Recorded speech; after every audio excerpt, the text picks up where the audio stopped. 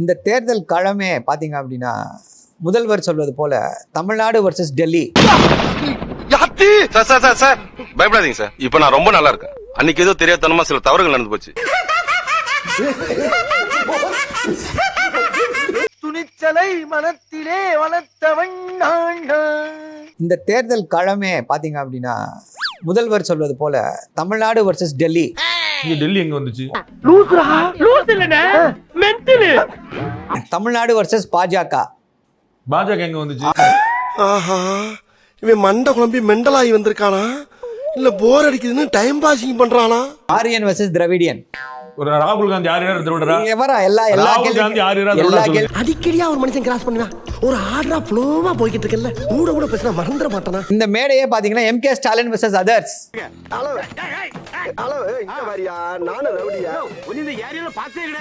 நான் புது ரவுடியா. இது பாத்தீங்கன்னா மேடையை பாத்தீங்கனாலே தெரியும். இந்த மேடையை பாத்தீங்கனாலே தெரியும். M K. Stalin versus others.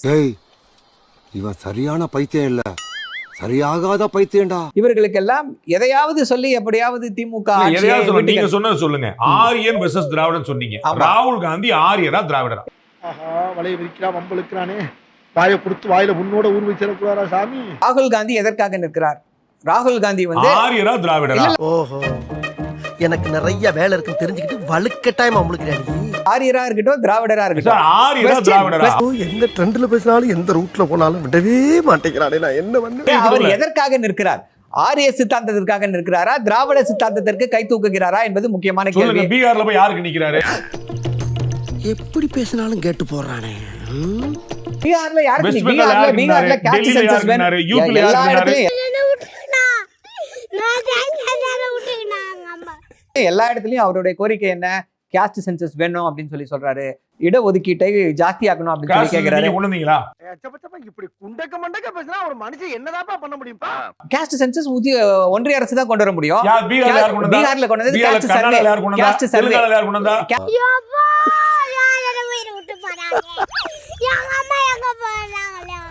Cost survey தேவை கிடையாது. ஏன்னா அங்கெல்லாம் 69% இடஒதுக்கீடு இல்ல. தமிழ்நாட்டுல 69 இருக்கா? ஆமா. ஏன் தடை பண்ண முடியல உச்சநீதிமன்றத்தால?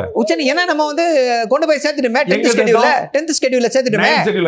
யார் சேர்த்தா? இவங்க நம்ம செல்வி ஜெயலலிதா சேர்த்தாங்களே. அவ்வளவுதான். முதுகுல குத்திட்டு இல்ல முதுகுல குத்திட்டு தப்பா இல்ல. யார் சேர்த்தா? இவங்க நம்ம செல்வி ஜெயலலிதா சேர்த்தாங்களே. அவ்வளவுதான். சந்தோஷமா? நீ ஓனர் இல்லையா?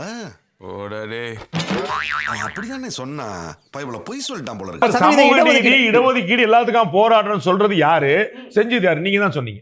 ஆயா கதை கேட்டு இருக்கேன், வாயில ஓலா ஓட்டி இருக்கேன். புரியல. சமூக நீதிக்காக, அதாவது ஆரியன் வெர்சஸ் திராவிடியன்னா 69% இடஒதுக்கீடுக்காக போராடினது யாருன்னு சொன்னீங்க. ஆமா. அது வந்து யார் செஞ்சிருக்காங்க நீங்களே தான் சொல்றீங்க. இல்ல நான் கரெக்ட். அப்ப நீ குத்துமதி பார்த்தா கேட்டியா?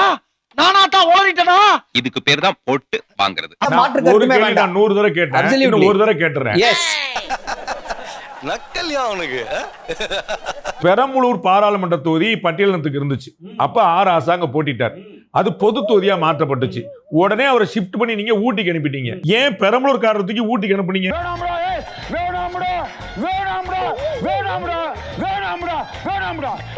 அதுக்குதான் அண்ணன் ஆர் ராசா அவர்களே தெளிவா கருத்து சொல்லிருக்காங்க. நீ கிண்டல் பண்ற. இது கிண்டல் இல்ல மாப்ள, நக்கல். நீங்க இப்ப கேளுங்க, அண்ணன் ஆர் ராசா என்ன கருத்து சொல்லிருக்காருன்றதை கேளுங்க. வாய்ப்பு எங்கெல்லாம் கொடுப்போம். இப்ப என்ன கூட பொது நிக்க சொன்னார் கலைஞர். நான் வேற சில காரணங்களா நீலகிரிக்கு போனேன். காரணம் கேட்காத அரசியல் அவ்வளவுதான். நீலகிரி தொகுதி ஒரு கஷ்டமான தொகுதி, டஃப்பான தொகுதி. உன்னால முடியும்னு சொல்லி எங்க அனுப்பி வைக்கிறார்.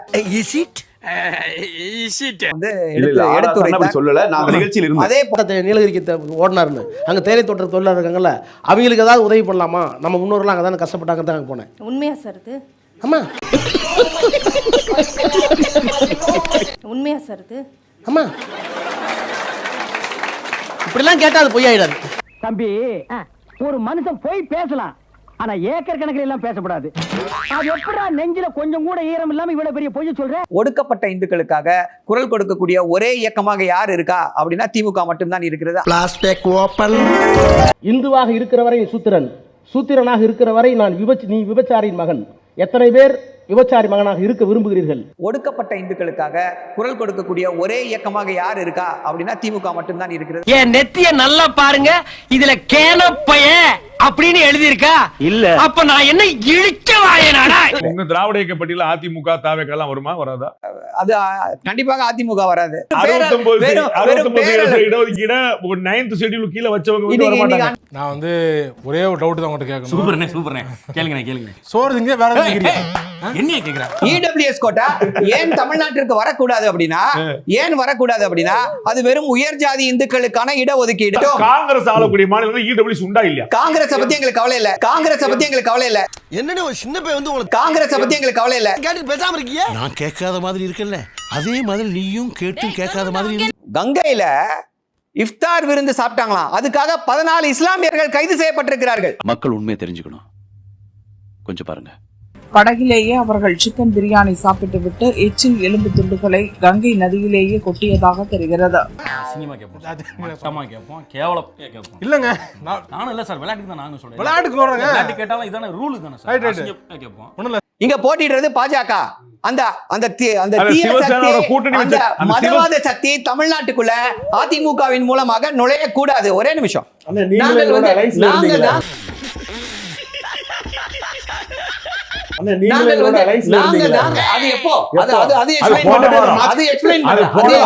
அது போன மாசம், நான் சொல்றது இந்த மாசம். தோல்வி பயம் வந்த உடனே இவங்க சொல்லக்கூடிய ஒரே ஒரு விஷயம், ஆரியன், ஹிந்தி, வடக்கு, தெற்கு, பரம்பரை இதே புரிய வைக்கிறீங்களே, இன்னும்டா நமக்கு போகாம இருக்குது. தோல்வி பயம் வந்துடுச்சு. மக்கள் இன்னைக்கு வெறுக்கிறாங்க. ஸ்டாலின் வெர்சஸ் அதர்ஸ் கிடையாது சார் இங்க கேம். ஸ்டாலின் வெர்சஸ் தமிழ்நாடு தான் இன்னைக்கு கேம். என்ன சமாளிக்கவே முடியல. கொசு கிட்ட எல்லாம் ஜீவகாரணியும் பார்த்துட்டு இருக்க முடியாது.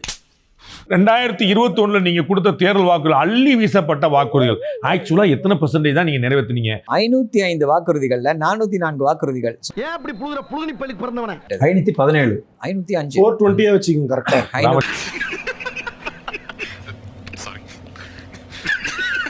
அது பிஜேபி ஜும்லா வாக்குறுதிகள். 15 லட்சம் போடுறேன்னு சொன்னது. ஏழைகளுக்கு 15 லட்சம் ரூபாய் நான் காசு கொடுப்பேன் அப்படின்னு நரேந்திர எங்கள் ஆட்சிக்கு வந்தா கொடுப்போம்னு நரேந்திர மோடி சொன்ன எங்கேயா காட்டினா நான் அதுக்கப்புறம் விவாதமே பண்ணல. ஐயா உனக்கு வந்துறியா? ஒருத்தர் நில்றா, சும்மா நில்றா. சரி, 1000 ரூபாய் கொடுக்குறேன்னு சொன்னாங்கல்ல அனைத்து பெண்களுக்கு, ஃபர்ஸ்ட் அதை கொடுக்க சொல்லுங்க. அப்புறம்